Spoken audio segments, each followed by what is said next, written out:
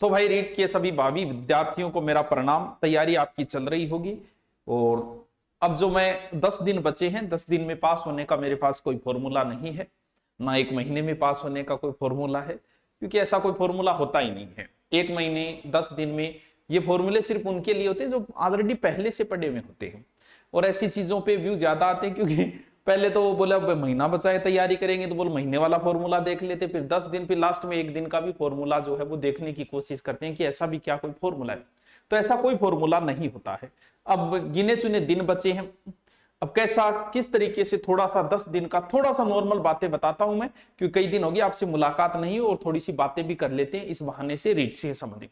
पहली बात तो है कि रीट में आपको 130 140 नंबर लेके नहीं आने हैं, कोई मतलब नहीं है।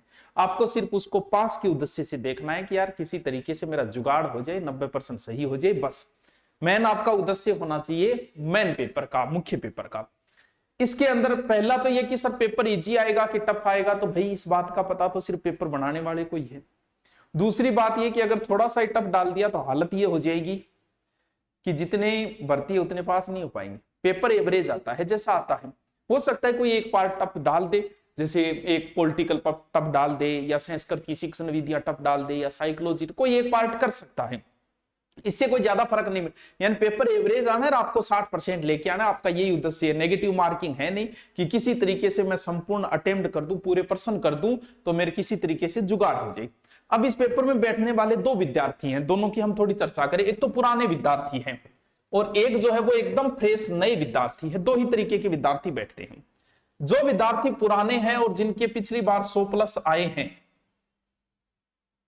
कोई टेंशन लेने की उनको ज्यादा जरूरत नहीं है, ना ही तो उन्हें कुछ एक्स्ट्रा पढ़ना है, क्योंकि जब आपके पहले वाले नोट्सों से आपके 100+ आ गए तो अब की बार भी आ जाएंगे।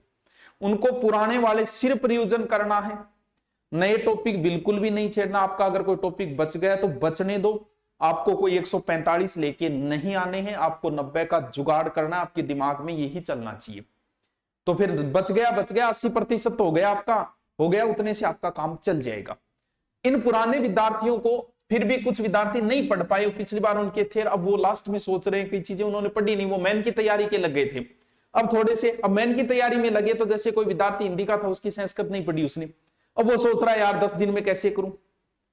तो उसके लिए जो पिछले बार विद्यार्थियों का जो 8-10 दिन बचे हैं, कम से कम आप 20 मॉडल पेपर निकालने की जरूर प्रैक्टिस करना। मॉडल पेपर भी तरीके से निकालना जैसे आप एग्जाम हॉल में बैठते हो, सारे प्रश्न करना, पहले ही नहीं वो प्रश्न को उत्तर किया पहले चेक कर लियो, दूसरा चेक कर लियो, नहीं, समय पाबंदी के अनुसार कि इतना समय मिलता है मुझे, इतने समय में उसे तैयार करना है, फिर उसकी की मिलान करनी, कितने बन रहे। सर मॉडल पेपर कौन सो लिया, तो भाई मॉडल पेपर आपके अभ्यास के लिए बताए जा रहे हैं, किसी मॉडल पेपर से एक भी क्वेश्चन नहीं आएगा, हो सकता है सारे के सारे आ जाए। यानी आप इस उम्मीद से कोई मॉडल पेपर मत लेके आना कि मॉडल पेपर से क्वेश्चन आएंगे, नहीं आएंगे भाई। मॉडल पेपर तेरे अभ्यास के लिए है। अब किसका ले, किसके लिए यार, दुनिया भर की गाइडें हैं, कोई चख लाओ, 1-2 चख लाओ, लेकिन थोड़ा सा देख लेना, कई बार गाइड वाले भी हम मास्टरों की तरह इंप्रेस मारने चक्कर में टफ डाल देते हैं, जो आपका दिमाग खराब करते हैं। एवरेज जो चलती है उनमें से कोई एक लेके आना, यानी ज्यादा चिंता करने की जरूरत नहीं है पुराने विद्यार्थियों की। नए विद्यार्थियों से पहले चर्चा ये करते हैं कि नए जो विद्यार्थी है उन्होंने जो तैयारी की है वो कई रूप में तैयारी की है, यानी आपकी तैयारी करने के कई माध्यम है। हो सकता है आपने ऑफलाइन कोचिंग ज्वाइन की होगी, हो सकता है आपने ऑनलाइन कोर्स लिया होगा, हो सकता है आप यूट्यूब से पढ़ रहे हो सकता है आप सेल्फ कर रहे हो, इसके अलावा तो कोई ऑप्शन ही नहीं है, 4 ही तो है। पहली बात तो ये, जो विद्यार्थी ऑफलाइन कोचिंग ज्वाइन की थी, अगर आप अब भी कोचिंग जा रहे हो तो या तो आप बहुत भोला हो या बहुत बड़ा मूर्ख होते। छोड़ तो आपको एग्जाम से 1 महीने पहले ही देना चाहिए था, लेकिन अब भी आप जा रहे हो कि कुछ होगा, आपको कुछ ऐसा ब्रह्म ज्ञान दिया जाएगा, कुछ संजीवनी दी जाएगी, या फिर ये बच गया हमारा पूरा, इस उम्मीद से अगर अब भी आप जा रहे हो तो भाइयों थे बहुत भोला हो, छोड़ देना अब भी से। अब जो दिन बचे, अब दिन नहीं बचे, समय अपना बर्बाद मत करो।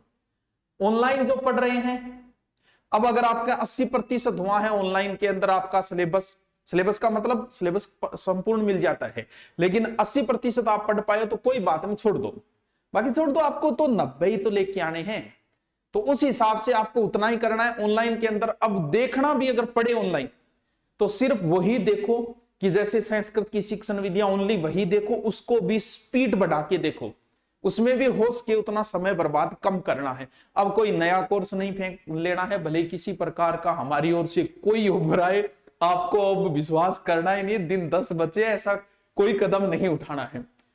कुछ बच्चे यूट्यूब से पढ़ रहे थे, यूट्यूब को भी वही फॉर्मूला रखो, समय बर्बाद मत करो इनके चक्रों में। हम हमारे व्यू के चक्रों में ऐसा कर देते हैं, नई नई तरीके ले आते हैं, नए नए टेस्ट पेपर मॉडल पेपर ले आते हैं, बाकी ये आपका समय बर्बाद कर रहे हैं। आप मॉडल पेपर खुद निकालो, खुद अभ्यास करो। यूट्यूब पे भी देखना है तो सिर्फ अपलोड वीडियो देखो, उसके अंदर भी क्या देखना है, उसको भी स्पीड बढ़ा के, जो नहीं आ रहा है वो ओनली, अब ये नहीं पुराने वाले रिपीट डबल मार्क करता जा रहा हो, नहीं आ रहा है वो भी स्पीड बढ़ा के आप देखो। सेल्फ स्टडी कुछ नहीं, जैसे चल रही है वैसे चलने दो, क्योंकि काम तो ये, यानी इन सभी में सर्वश्रेष्ठ जो है वो सेल्फ स्टडी ही सर्वश्रेष्ठ स्टडी मानी गई है, उसे ग्रंथों में लिखना भूल गए थे। चल, अब ये तो भी आपकी तैयारी चल रही है वैसे चलने दो। नए स्टूडेंट जो है, अगर आपका 80% सिलेबस है तो आप, अब मान लो कि कोई नया स्टूडेंट था, उसको संस्कृत नहीं पढ़ पाया वो, और 10-12 क्वेश्चन का उसे जुगाड़ करना है, तो संस्कृत में भी तो 2 पार्ट है, एक ग्रामर है, एक शिक्षण विधियां है। ग्रामर को 10 दिनों में रिपीट मार के और तैयार करके प्रश्न करके आना बहुत मुश्किल काम, तो फिर बाकी बच गई 10, 12, 15 नंबर शिक्षण विधि की आएगी, सिर्फ उतना ही पढ़ ले। अब मान लो कि बेचारा कोई नया विद्यार्थी था, कोचिंग में सिलेबस हो नहीं पाया, शिक्षण विधियों के नोट्स नहीं बना पाए, अब नोट्स बनाने की ट्राई मत करना, नोट्स खुद के होने चाहिए, बात एकदम सही है, लेकिन आपके पास 10 टॉपिक लगते हैं, 9 के खुद के नोट्स अच्छे हैं, तो एक टॉपिक का जरूरी थोड़ी कि आप खुद बनाओ यार, कहीं से जुगाड़ कर लो। अगर आपकी शिक्षण विधियां, मान लो किसी की सामाजिक की, साइंस की, हिंदी की, किसी की भी शिक्षण विधियां आप नहीं पढ़ पाए, पढ़ना है, अब क्या करना है, इससे कोई फर्क नहीं पड़ेगा। 10% अगर आप कहीं से शिक्षण विधि ले आते हो, किसी की ले आओ, आपके साथी की बनाई हुई ले आओ, किसी कोचिंग की ले आओ, उसको रिपीट मार लो 10 दिनों में, आपका जुगाड़ हो जाएगा। 15 क्वेश्चन में 10-12 क्वेश्चन का आपका जुगाड़ इतना हो जाएगा। फिर देखो कि अब बात यह है, जैसे मुझे भी साइंस का, तो आपको देखो साइंस वालों, जैसे मैं ऐसा इसकी बात करूं भाई, ग्रामर पोर्शन है आपको आता है, अच्छी बात है, नहीं आ रहा, आप नहीं पढ़ा तो शिक्षण विधियां पढ़ लो, उससे जुगाड़ बैठ जाएगा। अब बात ये आई एसएस के अंदर राजस्थान जीके आएगा, तो भैया पीछे वाले पेपर उठा के देख लो, राजस्थान के जीके के क्वेश्चन राजस्थान अध्ययन से उठा रहा है वो।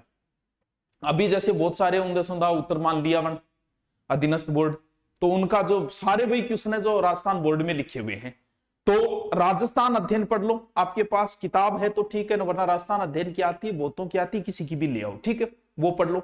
इंडिया जीके भी लगता है आपके, इंडिया की ज्योग्राफी लगती है, हिस्ट्री लगती है, पॉलिटिकल लगती है।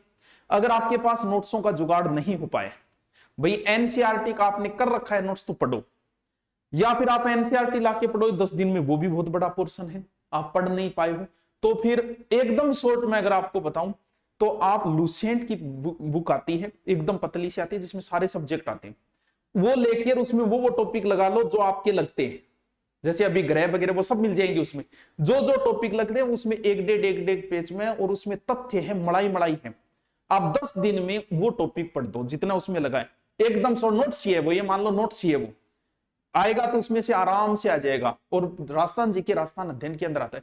बाकी आप जैसे पढ़ रहे हो आराम से पढ़ते रहो, ज्यादा चिंता करने की जरूरत नहीं है, डरने की जरूरत नहीं है, किसी तरीके से डराया जा सकता है स्टूडेंट और बीमार को, किसी तरीके से ठगा जा सकता है, किसी तरीके से डराया जा सकता है। पेपर जो है वो एवरेज आएगा, आपका उद्देश्य पहला यह होना चाहिए कि पेपर कंप्लीट मैं कर सकूं सारे क्वेश्चन, अगर आप सारे क्वेश्चन कर पाते हो तो आप आराम से पास हो जाओगे। पास ही तो होना यार, कौन सा 150, अब टॉप लाना तो बात हो। अब अगर किसी चीज के आप नहीं पढ़ पाए हो तो उसके नोट्स कहीं से भी ले आओ, किसी मित्र से मांग के ले आओ, वो नोट्स रिपीट मार दो 10 दिनों में, अगर नहीं पढ़ पाए। अब नोट्स बनाना मत, अब मत बनाना 10 दिन में, वरना बहुत टाइम बर्बाद होगा। किसी के ले आओ, उनको रिपीट मार दो। बाकी आपकी तैयारी अच्छी तरह, फिर भी कोई समस्या हो तो कमेंट कर देना। हाँ, अब कुछ क्वेश्चन हम आपको देंगे 20 तारीख तक, जो एसएस के, और जैसे रीट के अंदर जैसे साइकोलॉजी में एक तो आरटीआई लगता है, एक एनसीएफ लगता है, वो नोट्स मैंने टेलीग्राम पे डाले हैं, उसका लिंक दिया गया है, वहां से देख लो। पिछली बार 7-8 क्वेश्चन आए, तो ऐसे शॉर्टकट करके आप अपना काम चला लो, क्योंकि आपको तो 90 क्वेश्चन करने किसी प्रकार से। ओके, थैंक यू, लगे रहिए भाई अध्यापकों, आपको बहुत बहुत शुभकामनाएं।